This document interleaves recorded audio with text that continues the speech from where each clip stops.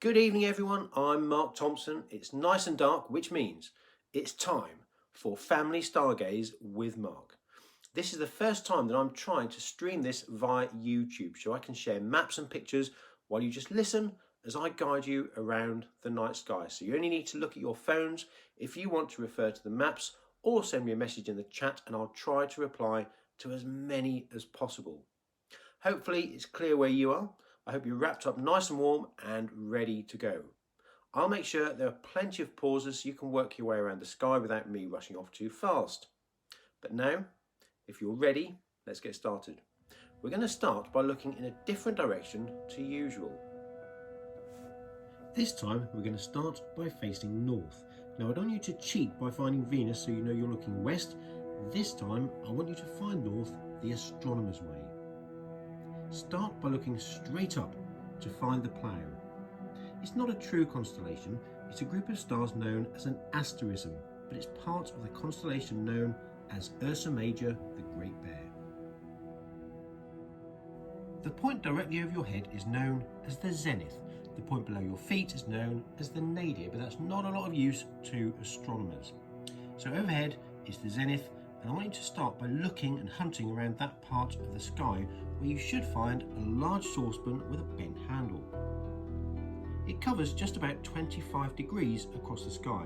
That's just over 2.5 fist widths. And remember, 1 fist width is the amount of sky covered by your fist if you clench it and stretch out your arm.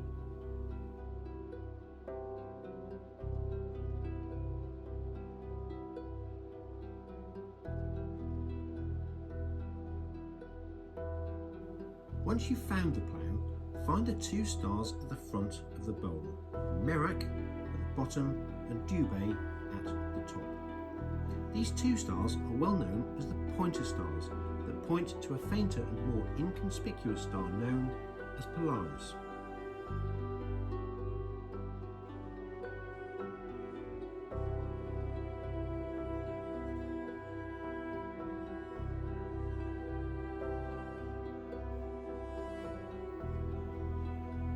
Follow the line from the 2 pointer stars for 3 fist widths and you will come to Polaris.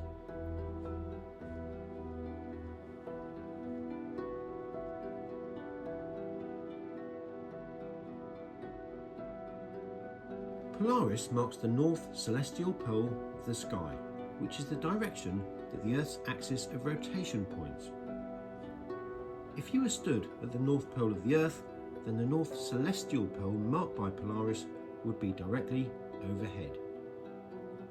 If you were stood on the equator, the north celestial pole would be on the horizon due north, and the south celestial pole would be in the opposite direction on the horizon due south. But Polaris does not exactly mark the celestial pole, but it's less than a degree away.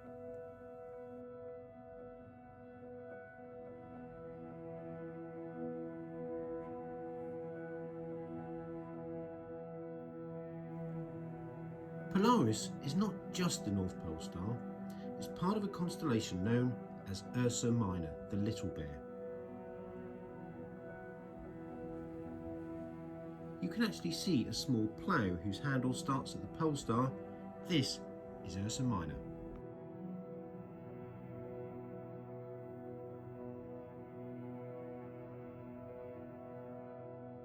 Drop a line down to the horizon from Polaris and face in that direction. You're now facing north. We've not explored much of the northern sky so far.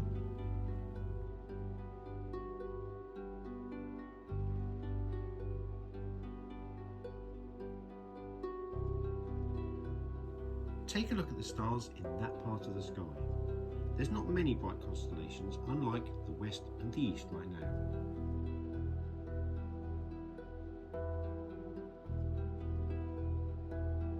The most prominent constellation in the north right now is just to the left as you look in that direction. I'm talking about the distinctive shape of Cassiopeia, the giant W-shaped asterism.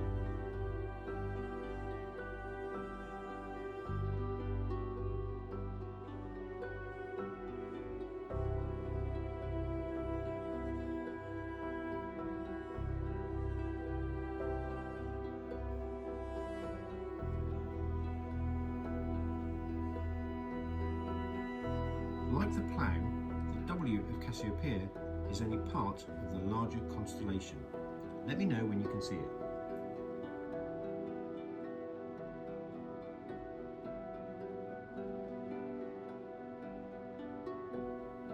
Many people think the W shape represents the crown of Queen Cassiopeia, but star charts usually show her as sitting up in the sky on her throne.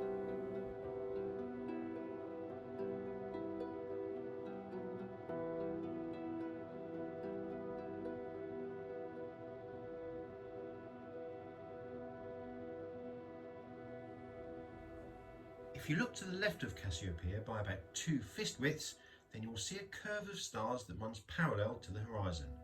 This is part of the constellation Perseus.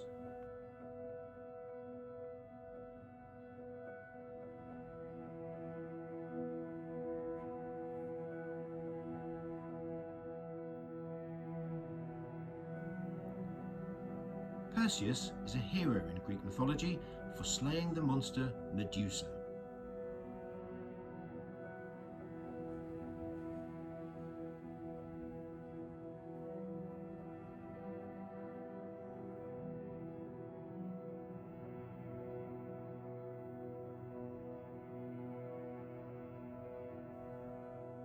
Find the brightest star in the curve.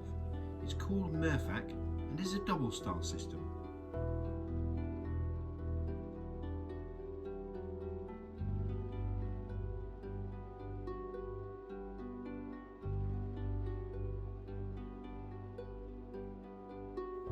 The brightest star in the pair is 50 times the diameter of the Sun.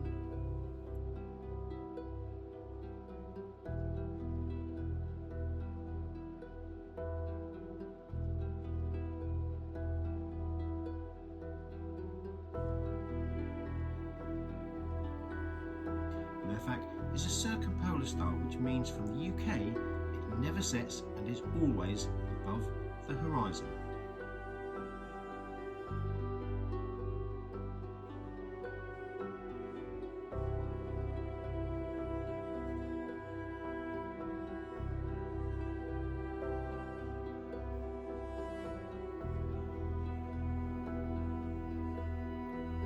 A tiny bit fainter than Merfac is Algol, which is about a fist width below and to the left.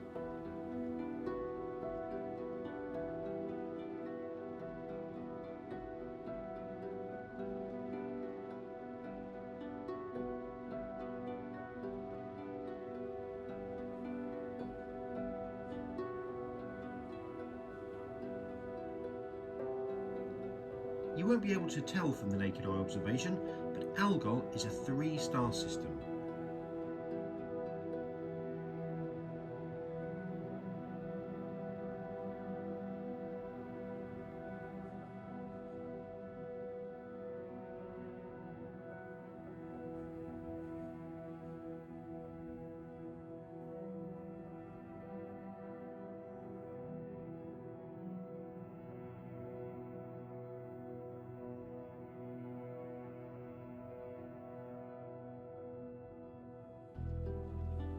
Every 2 days, the dimmer star passes in front of the brighter star, causing the brightness of the system to dip.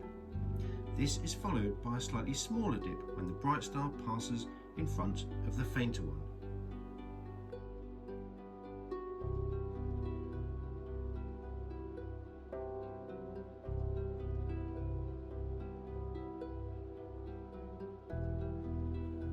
There is a 3rd star in the system, further away and not responsible for any variation in brightness.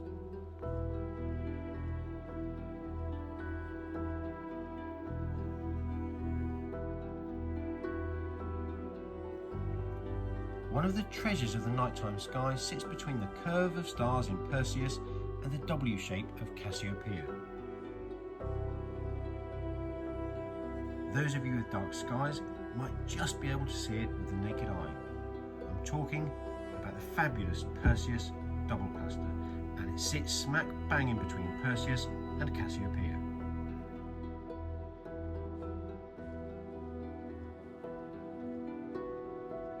If the skies are dark where you are, look out for a couple of small hazy patches, but if you've got binoculars, try and gaze around this area of the sky and see if you can pick them out. If you can see them, then you are looking back in time 7,500 years, because that's how long it's taken the light to reach us from the cluster.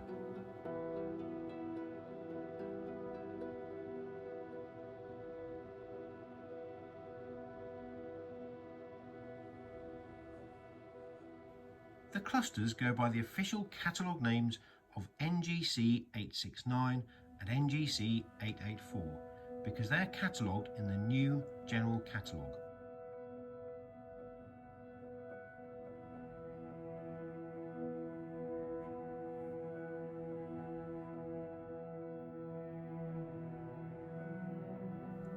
To put that into context, I love to think about what an astronomer would see if they were on a planet in that cluster looking back at Earth tonight, and they would see a world on the verge of a major discovery, the invention of the wheel.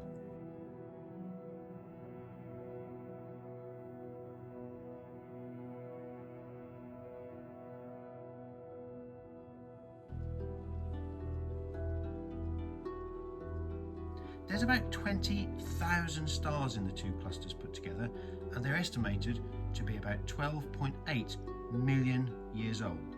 That's quite young when it comes to the evolution of stars. Our Sun is 4.7 billion years old.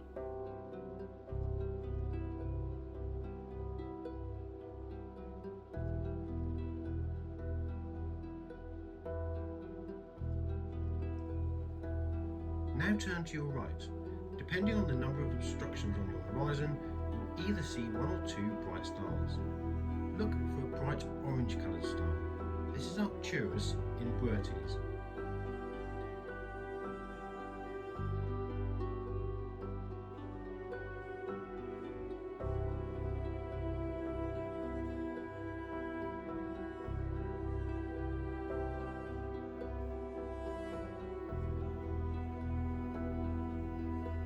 To the lower left of Arcturus, by just over 4 fist widths, is the constellation Hercules.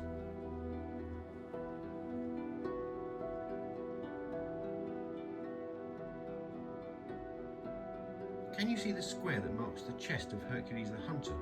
It's known as the keystone.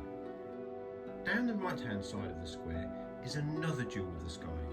A third of the way from the top star is the Hercules globular star cluster.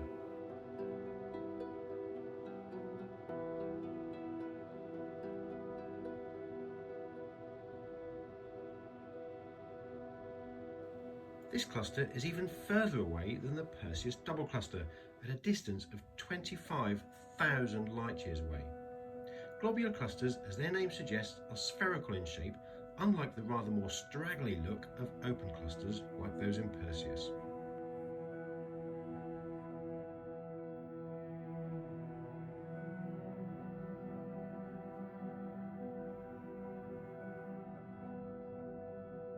There are far more stars in them too.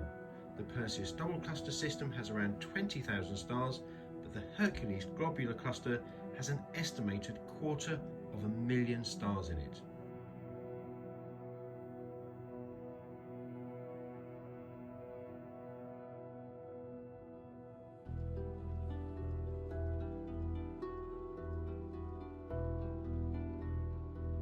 That's it for this evening's streamed version of my Family Stargaze with Mark. I would really love to hear your feedback and thoughts. Don't forget, if you can, please donate £3 to Bernardo's, an amazing charity that helps out underprivileged kids right here in the UK. Their work is really important, and all you need to do is text STAR to 70300. Thank you, and see you all next time.